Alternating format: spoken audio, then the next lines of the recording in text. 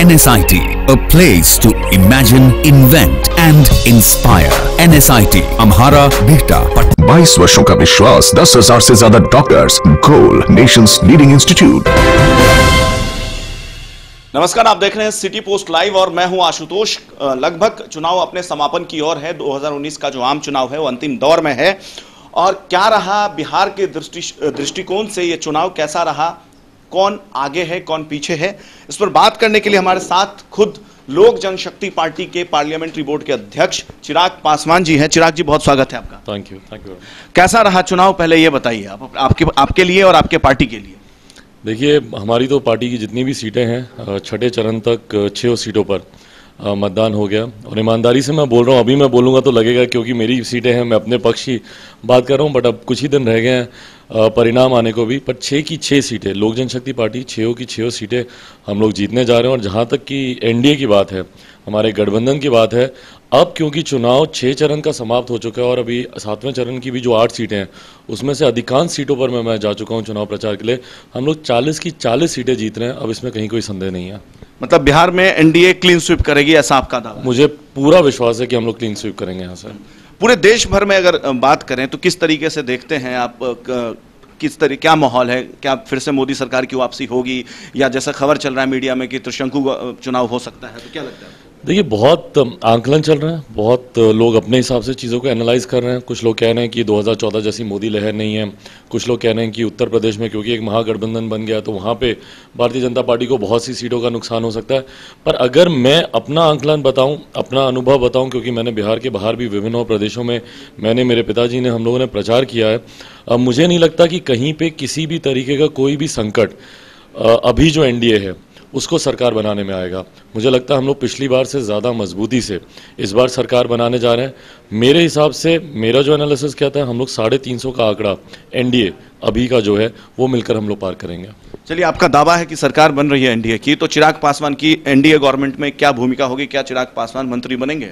देखिए, ये तय करने वाला मैं नहीं होता हूँ, ये प्रधानमंत्री जी का पूरी तरीके से उनका ही अधिकार क्षेत्र है। बट हाँ, जो एक भूमिका एनडीए के साथी के तौर पर हम लोग की होनी चाहिए, हम लोगों ने पूरी ईमानदारी से हम लोगों ने वो भूमिका निभाई। हमारे गठबंधन ने एक साथ मिलकर हम लोगों ने बहुत मजबूती से चुनाव प्रचार को अच्छे से हम लोगों ने संभाला, साधा, और बस अब परिणामों का इंतजार है। परिणाम अच्छे रहे, उससे बड़ी और कोई बात नहीं है। देखिए, ये सवाल इसलिए मैंने पूछा था कि जमुई के मंच पर आपके लिए प्रधानमंत्री भाषण देने आए थे और उसके बाद अमूमन ये अटकल लगने लगी मीडिया में कि इस बार जो आपके पिताजी हैं वो मंत्री पद नहीं संभालेंगे और हो सकता है कि उनके बदले आपको मंत्री बनाया जा सकता है अगर सरकार बनती है मोदी गवर्नमेंट की। देखिए, जैसा मैंने कहा कि मैं इस पर सही व्यक्ति नहीं हूँ इस पर कोई भी टिप्पणी करने का। पार्टी जो जिम्मेदारी देगी, प्रधानमंत्री जी का, जैसे मैंने कहा कि उनका अधिकार क्षेत्र है, और हमारे राष्ट्रीय अध्यक्ष कि वो अपनी पार्टी की तरफ से किसके नाम का प्रस्ताव सामने रखते हैं, ये सब इनका अधिकार क्षेत्र है। मैं सिर्फ पार्टी में एक कार्यकर्ता के तौर पर अपनी भूमिका को ईमानदारी से निभा रहा हूँ। अभी भी 8 सीटों पर चुनाव प्रचार होना है,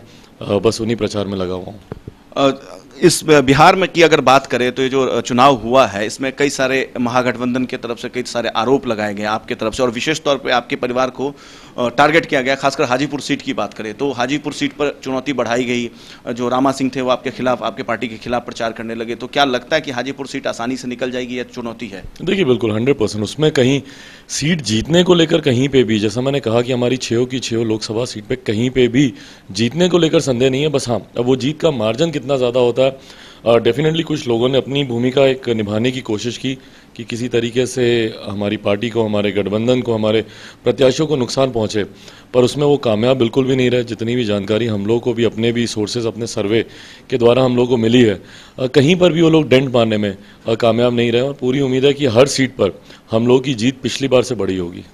तेजस्वी यादव, आपके छोटे भाई आप उनको कहते हैं, वो लगातार आप पर तंज कसते आ रहे हैं, राजनीतिक तंज, क्या कहेंगे?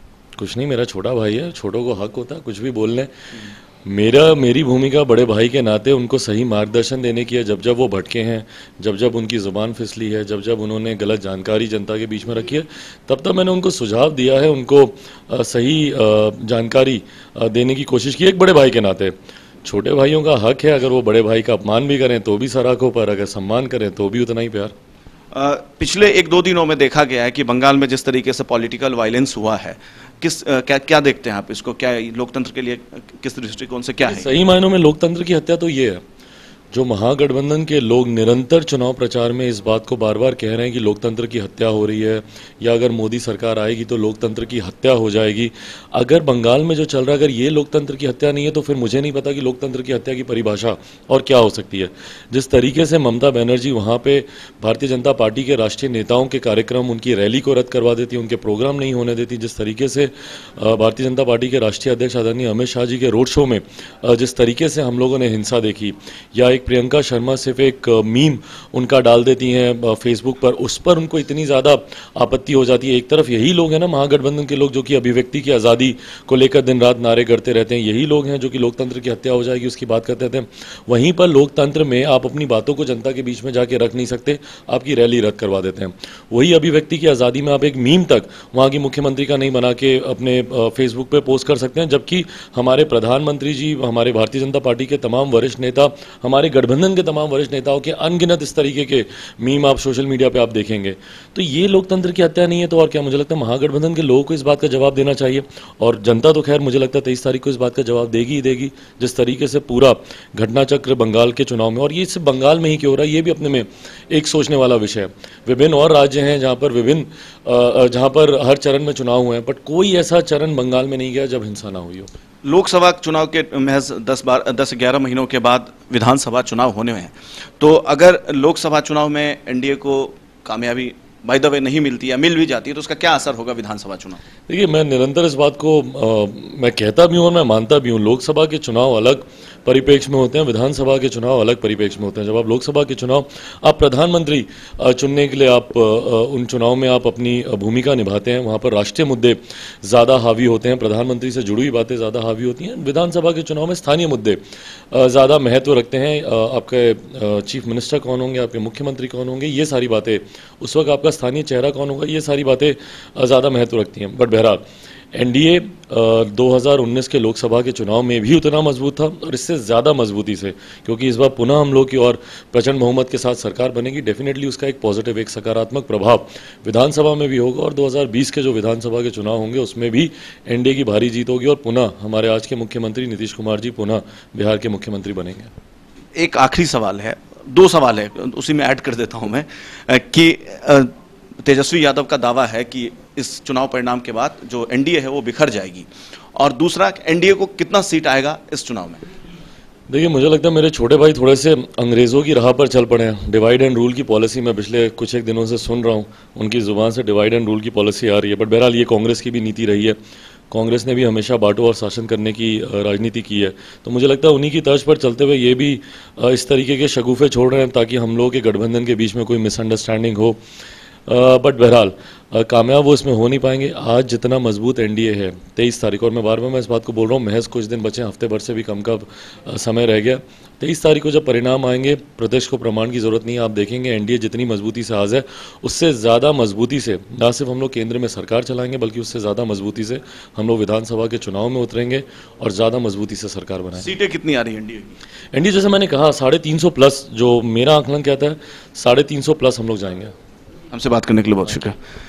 तो ये थे चिराग पासवान, जिनका साफ साफ दावा है कि लोकसभा चुनाव का जो परिणाम आएगा उसमें लगभग 300 से 350 सीट आएंगे। फिलहाल ये एक देखना दिलचस्प होगा कि 23 मई को क्या चुनाव परिणाम आता है। कैमरा सहयोगी मनीष के साथ Ashutosh, city post live, Patna. क्या आप जानते हैं कि घर बैठे आप अपनी स्वास्थ्य समस्याओं का सॉल्यूशन पा सकते हैं सॉफ्टकेयर मोबाइल ऐप के द्वारा। घर पर ब्लड टेस्ट के लिए अच्छे लैब के कंपाउंडर्स को बुला सकते हैं, बीपी जांचने के लिए एक्सपर्ट को बुला सकते हैं, ईसीजी करने के लिए टेक्नीशियन को बुला सकते हैं। साथ ही और भी कई सुविधाएं हैं इस ऐप में।